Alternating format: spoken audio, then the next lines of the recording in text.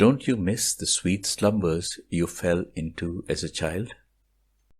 Neend app helps you recreate that magic with well-crafted exclusive sleep stories, guided meditations, and calming music to lull you into the restful sleep you need. Our offerings are all ad-free, approved by experts, and have helped more than 90% of our listeners fall asleep as quick as within 15 minutes after tuning into our app. Download the app for more sleeping aids and subscribe to the channel. Mahabharata is one of the most important, longest, and most ancient epics. Mahabharata is an infinite ocean of knowledge and wisdom. The epic is filled with numerous stories. Apart from the story of the great war of Kurukshetra, Mahabharata is a source of some of the greatest teachings and philosophies that can be implemented in the modern day world. This saga offers great legends, lessons, moral values, and virtues to people of all ages. One needs to dive deep into this ocean to bring out the pearl of knowledge and virtues. It holds many aspects of life and many characters that reflect various layers of human relationships and sentiments. Hi, I am Ronald. Good evening, friends. Today, I will tell you a very famous story from the great epic Mahabharata, the story of Yudhishthir and Yaksha. One of the most influential characters from this great scripture is Dharmaraj Yudhishthir. He was the principal protagonist of the Kurukshetra war, and for his unblemished piety, he is known as Dharmaraj. Yudhishthir was the eldest son of King Pandu and Queen Kunti. He is known for his committed attitude towards truth and moral duty. Truth and dharma were more precious to him than any royal ambitions, material pursuits, and family relations. His dharma was markedly distinct from that of other righteous kings. Yudhishthir is the embodiment of all good qualities. For this reason, he is often referred to as Ajatashatru, which means one who has no enemies. He was well regarded as a wise and pious man even by his enemies. He was considered so pious that some sources say that his chariot never touched the ground. His chariot used to fly 4 fingers above the ground in the battle of Kurukshetra. Yudhishthir was trained in religion, science, administration, and military arts. In many conversations and incidents, Yudhishthir reveals his deep understanding of the Vedic scriptures and their practical applications. One such incident, which depicts Yudhishthir's expertise and knowledge of dharma, is this story. This story of Yudhishthir and Yaksha has an abundance of learning. While walking through the story, you will know how the Pandavas went through a transformation and how it made them better human beings and great rulers later in their life.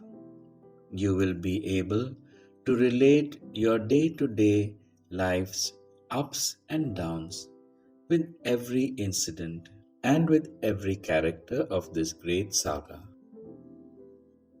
You will feel your inner self awakening with the knowledge of dharma, duty, humanity, morality, and the truth and purpose of your existence in this world. Soon you will find yourself in a new world of happiness and peace. Before that, make yourself comfortable in your favorite position for falling asleep. Switch off all lights and close your eyes.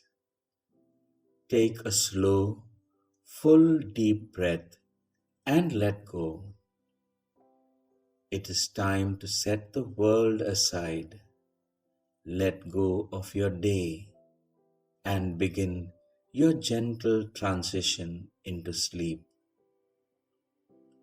Take another slow, full, deep breath and breathe out any tension in your body. All there is to do now is relax, rest, and be restored. You are in bed now, feeling your body relax from the day. Beginning with your feet, allow all the tension to go out of them now. They have worked hard for you all day and deserve a rest. And so the relaxation in your feet begins to find its way into your ankles, your calves, and your knees.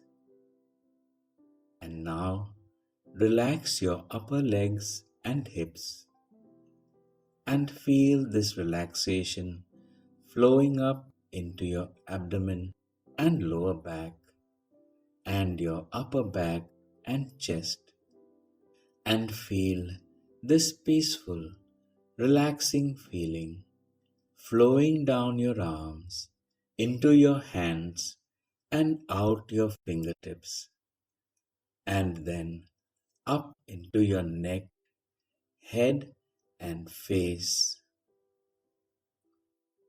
Now your whole body is perfectly calm, relaxed, and ready for sleep.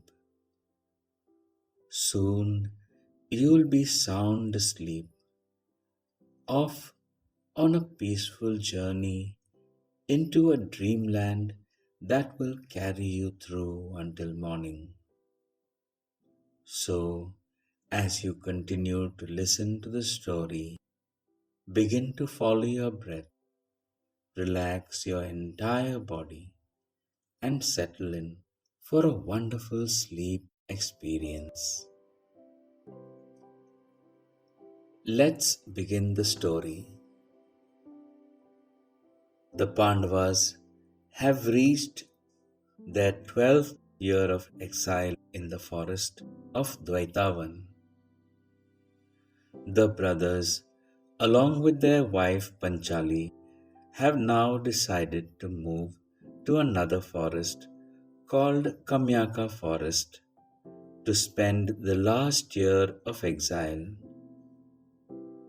But this wasn't the end of their penalty for losing in the game of dice. After 12 years of living in the forest in exile, they have to spend another 1 year incognito, and this was extremely challenging for them. With the first sun rays falling on the earth, the Pandavas and Draupadi were busy with the daily chores. Post lunch, when the sun has turned decent and the afternoon is rolling lazily, the Pandavas were busy discussing their plans and programs for the next move, sitting under the shade of a tree in Kamyaka forest. Suddenly, out of nowhere, a priest came running to the Pandavas in distress. He pleaded to the Pandavas for help. The priest said, "O brave warriors, please help me. I am in great trouble.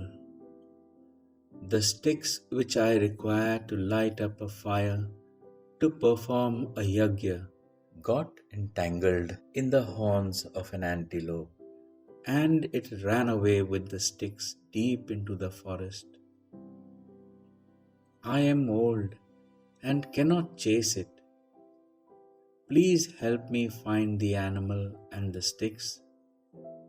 I have to perform the yagya before sunset." The priest stood in front of the Pandavas with joined hands and moist eyes. The brothers stood up, and Yudhishthir spoke to the priest. He said, "O priest, do not worry a bit. I, along with the assistance of my brothers, will help you find the antidote and get your sticks." Hearing these consoling words from Yudhishthir, the priest took a deep sigh of relief and walked back to his village. The Pandavas set out to get the stick by following the hoof prints of the antelope, but the antelope was nowhere to be found. Hours passed, and while following the mysterious antelope in the scorching afternoon, Yudhishthir became exhausted and thirsty. Yudhishthir asked Nakul to fetch water for him. Randomly walking here and there in the forest, Nakul found a lake at last. The lake was beautiful. Its water was clean and clear. The afternoon sun rays falling on the lake made it look bright and pristine. Nakul felt tempted. He easily got drawn towards the lake. All of a sudden, he felt thirsty. When he bent down to quench his thirst, a voice spoke out from the lake. "Oh, Nakul, the water of this lake will turn into poison if you drink it without satisfactorily answering my questions." Nakul stood awestruck. He saw a talking crane emerging from the lake. Nakul was feeling so thirsty that he ignored the voice and hastily drank the water and died immediately. Yudhishthir, on the other hand, got worried about Nakul's delay. He sent Sahadev to look after Nakul. Sahadev too repeated the same mistake as Nakul and died after drinking the water from the lake. A few moments later, Yudhishthir panicked when Nakul and Sahadev did not return. Seeing Yudhishthir in strain, Bhim and Arjun went after Nakul and Sahadev. Bhim and Arjun saw their two brothers lying dead. They too heard the voice of the talking crane. "O Bhim and Arjun, do not drink the water of this lake without answering my questions, or else both of you will die like your brothers." Feeling proud of his strength and efficiency, Bhim made fun of the crane and ignored its warning. Both he and Arjun drank the poisonous water and died. The approaching twilight made Yudhishthir impatient. The orange, yellow, and purple color of the fading sun got smudged all over the sky. He gave up the wait and reached the lake to find out the truth behind the delay of his brothers himself. To his dismay, he saw all his 4 brothers lying dead beside the lake. He ran to all of them and shook them, but in vain. None of them moved. They were stiff as stone. Yudhishthir walked near the lake with moist eyes and was surprised to see a crane standing on one leg in the middle of the lake. Yudhishthir bent down to drink some water, but when the crane warned him in the same manner, he realized that the crane held the answers to the reason for the death of his brothers. He agreed to answer all his questions. The crane then revealed itself as Yaksha. A question and answer round began between Yudhishthir and Yaksha. These questions and answers cover a wide extent of instructions, from being successful to pious to religious. What is heavier than earth? Mother. What is higher than heaven? Father. What is faster than the wind? The mind. What is more in number than grass?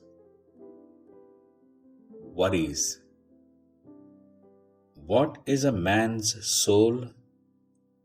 His children. With what is the world enveloped? Darkness. What is laziness? Ignorance towards one's dharma.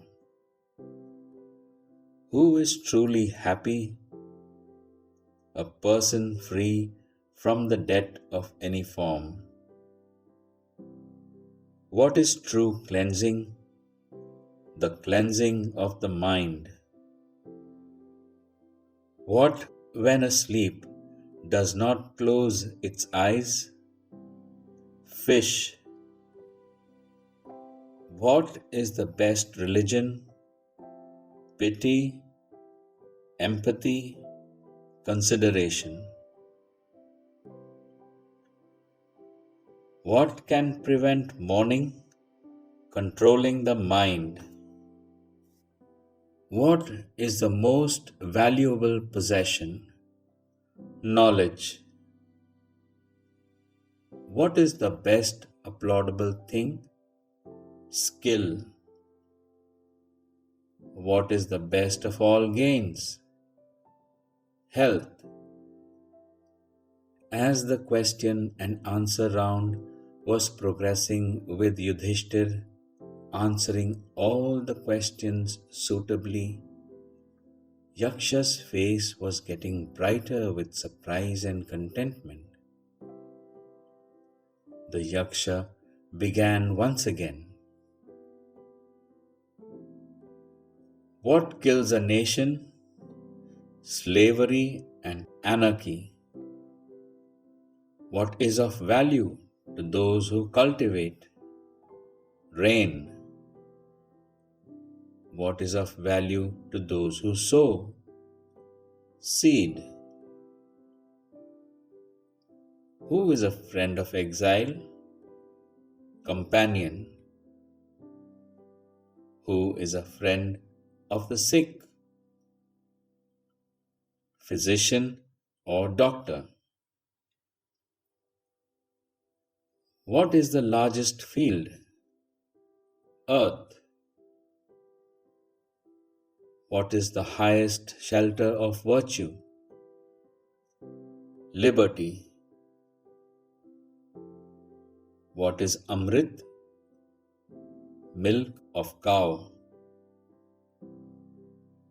Who is that friend bestowed on man by the gods? Wife. What is mercy? wishing happiness to all living creatures. What is simplicity? Calmness of heart. What is hypocrisy? Setting up religious standards. How can one acquire intelligence? By serving the old. What is the true test of Brahminhood? Dynasty, character, teaching, or knowledge? Dynasty, knowledge, or teaching does not prove Brahminhood. The true test of Brahminhood is the character of an individual. A person of a lower caste with a strong character is more respectful than a Brahmin who has the knowledge and is born into a renowned family but has no character. Is religion or dharma logic? No, it is not. Seeing Yudhishthir's determination and being pleased by his virtues, the Yaksha threw more questions to him. Is religion or dharma found in the philosophy of sages? No. Each sage differs in opinion from another sage, and there lies a conflict between their arguments. No philosopher, Brahmin, or learned man has an understanding of the complete truth. Then where is the complete truth? Within the heart, soul, and mind of a person who believes. What is the greatest wonder? The most wonderful thing is that even though every day one sees countless living entities dying, one still acts and thinks as if one will live forever. What is the real situation in the material world? The material world is like a frying pan. The sun is the fire, the day and nights are the fuel. The passing seasons are the stirring ladle, and time is the cook. All living entities are thus being fried in this pan. This is the real situation in the material world, which is a miserable place full of ignorance. What is real charity? Real charity is protecting one from the onslaughts of material nature. What is the best of all kinds of happiness? Contentment. What is the highest duty in the world? Refrain from injury. What, if it is controlled, leads to no regret? Mind. What, if renounced, makes one agreeable? Pride. What, if renounced, leads to no regret? Anger. What, if renounced, makes one wealthy? Desire. What, if renounced, makes one happy? Greed. What is that which stays alone? The sun. What is the value to those who wish prosperity in this world? Preacher. What constitutes the divinity of Brahmins? Study of Vedas. What is the impious practice in them? Insulting anyone in their impiety. What constitutes the divinity of Kshatriyas? Arrow and their weapons. What is the impious practice in Kshatriyas? refusal of protecting dharma. Who keeps the sun company? God. What is true forgiveness? He who endures enmity truly forgives. At the end of the question and answer session, the Yaksh was very much impressed by Yudhishthir and said, Yudhishthir, you are the wisest man in the world and the most righteous one too. I grant you a boon. Ask me for the life of any one of your brothers, and I will make him alive. Yudhishthir fell into a great dilemma. After pondering for a while, he said, Give me Nakul. The Yaksha got surprised and asked, Why not Arjun, the greatest archer of all, or Bhim, the strongest person in the world? Won't you need them to win the upcoming war? Why Nakul? After all, he is your stepbrother. Yudhishthir smiled with modesty and replied, I have two mothers, Kunti and Madri. I, the son of Kunti, am alive. Surely a son of Madri should also live. After listening to Yudhishthir's reply, the Yaksha magically turned into his real form, Yamraj, god of dharma and death. He was also the father of Yudhishthir and came to test his son's virtues. Impressed with Yudhishthir's wisdom, he said, Since you consider the virtues of non-violence and equality as higher than profit and pleasure, let all your brothers wake up alive. As the Yaksha chanted these words, the Pandavas rose. In a moment, their hunger and thirst left them, and their senses were refreshed. It appeared as if they had awoken from sweet slumber. The brothers rejoiced in their reunion once again. The significant aspect of this encounter with Yaksha is when Yudhishthir fell into temptation of putting his brothers at stake during the game of dice, he put Nakul and Sahadev at stake first as they were his stepbrothers. Somewhere in his conscience, he was ready to lose them. Now, after living in the forest, wisdom blossomed in him. So, when it came to saving one of his brothers' lives, he chose Nakul. Pandavas went through a transformation by living in the forest. These 12 years of the forest were not a curse. It happened to make them much better human beings and the right prospect to be the king later in their life.